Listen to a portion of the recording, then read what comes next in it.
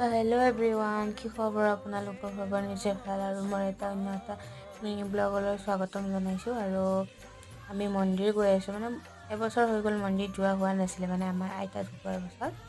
এনেকৈ আমাৰ কাইকুঠিতে মানে বজাৰতে এনেকৈ শীতলামাৰ মন্দিৰ, শনিবাৰ মন্দিৰ, শিৱবাবাৰ মন্দিৰ, কালিমাৰ মন্দিৰ, এনেকৈ গোটেইকেইটা আছে মানে। আৰু সেইকাৰণে অলপ দূৰ দূৰ হয়, মানে তাৰ কাৰণে আমি শীতলামাৰ মন্দিৰত মানে ফাৰ্ষ্ট টাইম মানে আগতে আহিলোঁ আৰু তাৰপিছত শনিবাৰ মন্দিৰত সোমাইছোঁ। এনেকৈ চাকি ধূপ লৈছোঁ মা আৰু মই।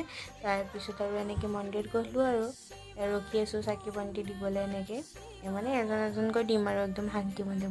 আৰু সকলোৰে চাগে এনেকৈ মন্দিৰত গৈ ভালে লাগে ন, মোৰতো বহুত ভাল লাগে। আৰু আজি মনটো মোৰ মানে বহুত বেছি ভাল লাগিছে, কিবা এটা মানে বহুত বেছি ভাল লাগিছে।